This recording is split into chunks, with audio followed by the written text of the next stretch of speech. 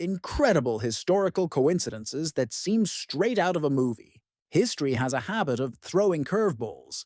Just when you think reality is governed by logic, reason, and the predictability of human behavior, it serves you a sequence of events so bizarre and intertwined that it feels more like the handiwork of a novelist than the unfolding of real life. The following stories are not the product of fiction. They are documented occurrences that, had they been pitched to a film studio, might have been dismissed as too far-fetched for audiences to believe. Yet they happened, by chance, fate, or some mysterious thread that ties the human story together in ways we may never fully understand. The twin brothers who lived parallel lives. In 1940, in a small town in Ohio, two identical twin boys were separated at birth and adopted by different families who didn't know each other. Each boy grew up unaware of his brother's existence. But here's where things take a turn for the uncanny. Both adoptive families coincidentally named their son James. Both Jims grew up with a childhood dog named Toy. Both grew up loving math and carpentry, but disliking spelling. Both married women named Linda. Years later, both divorced their Lindas and remarried, each to a woman named Betty. They each had a son, one named James Allen, the other James Allen. Even their career paths aligned. Both became sheriff's deputies in nearby towns. When the two eventually met in 1979, the list of parallels they discovered left psychologists scratching their heads. Statistically, the odds of so many points of overlap were microscopic. Was it shared DNA pulling their lives in the same direction, or pure, baffling coincidence? It's the kind of plot twist that would make an audience roll their eyes, unless they knew it actually happened. The Sinking Sisters, Titanic and Britannic. We all know the story of the Titanic, her luxurious maiden voyage in April 1912, ending in catastrophe. But far fewer know about her younger sister, the Britannic, launched just 2 years later. Both ships were nearly identical in design and hailed as marvels of modern engineering. Both struck disaster in eerily similar circumstances. The Titanic collided with an iceberg in the North Atlantic. The Britannic, repurposed as a hospital ship during World War I, struck a mine in the Aegean Sea. Both sank bow first. Both were claimed to be unsinkable. And both took the lives of dozens. In Titanic's case, over 1,000. Here's the real kicker. A woman named Violet Jessup was aboard both ships. She worked as a stewardess on the Titanic and survived its sinking. Later, while serving as a nurse on the Britannic, she once again found herself escaping a sinking ocean liner. And if that wasn't enough, she had also been on the Olympic, the third sister ship, when it collided with another vessel years earlier. Jessup's life reads like the resume of a disaster film extra, who keeps appearing in every sequel. Mark Twain's celestial coincidence. Samuel Clemens, better known as Mark Twain, was born in 1835, shortly after Halley's Comet passed Earth. Throughout his life, Twain often joked that he had arrived with the comet and expected to leave with it too. Sure enough, in April 1910, as Halley's Comet returned for its once-every-76-year appearance, Twain died, almost exactly 24 hours after its closest approach to Earth. Twain's prediction wasn't vague. He had publicly declared it a year before. I came in with Halley's Comet in 1835.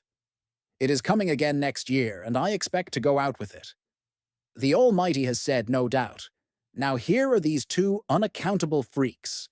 They came in together, they must go out together. Whether you chalk it up to poetic fate or eerie timing, it's the sort of moment that would make a perfect scene to close a biopic. The Assassination Mirror, Lincoln and Kennedy. The parallels between Abraham Lincoln and John F. Kennedy have been passed around so often, they've become a staple of coincidence lists. But when laid out, the similarities are enough to make you double-check the facts. Lincoln was elected to Congress in 1846, Kennedy in 1946. Lincoln was elected president in 1860, Kennedy in 1960. Both were succeeded by a man named Johnson, Andrew Johnson, born 1808, and Lyndon Johnson, born 1908. Both were assassinated on a Friday in the presence of their wives. Lincoln was shot in Ford's theater. Kennedy was shot in a car made by Ford, a Lincoln. The assassin of Lincoln, John Wilkes Booth, was born in 1839. Kennedy's assassin, Lee Harvey Oswald, was born in 1939. Booth shot Lincoln in a theater and fled to a warehouse. Oswald shot Kennedy from a warehouse and fled to a theater. While historians note that some of these parallels are cherry-picked, the sheer symmetry between the two assassinations is still hard to ignore. It's the kind of mirroring a novelist might design to make a political allegory. But here, history wrote it on its own. The case of the lucky or unlucky man. Tsutomu Yamaguchi was a Japanese engineer who, in August 1945, was visiting Hiroshima for work. On August 6th, he survived the atomic bombing, badly injured but alive. He returned home to Nagasaki to recover. 3 days later, Nagasaki was bombed. Yamaguchi survived again. Incredibly, he lived into his 90s, becoming a teacher and advocate for nuclear disarmament. If written into a movie, this plotline would strain believability.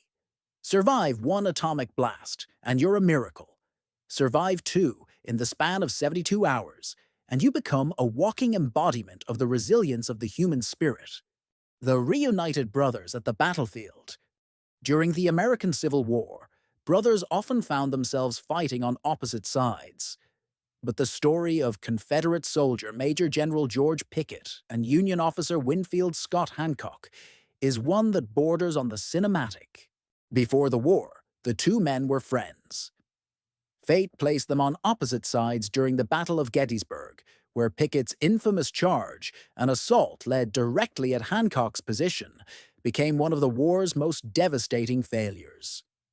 Hancock was wounded in the battle. Pickett's division was decimated. Years later, the two men met again, not as enemies, but as old friends. The image of these former foes sharing memories over a handshake after being on opposite ends of a turning point in American history is the kind of redemption arc filmmakers dream about. The book that predicted the Titanic. In 1898, author Morgan Robertson wrote a novella called Futility about a massive, luxurious ship deemed unsinkable that strikes an iceberg and sinks in the North Atlantic. The fictional ship was called the Titan. The details are uncanny. The Titan was 800 feet long, the Titanic 882 feet. Both carried far too few lifeboats. Both struck the iceberg in April. Both sank in icy waters with massive loss of life. Robertson insisted he wasn't psychic, just an expert on maritime engineering. Still, the overlap is so exact, it feels like the first act of a supernatural thriller, with the author cursed to write tragedies that later come true. The King and the Monk. A Meteoric Encounter. In 1357, a young Ming Dynasty emperor in China was traveling when a meteor blazed across the sky. The court astrologers declared it a bad omen for the ruler's reign.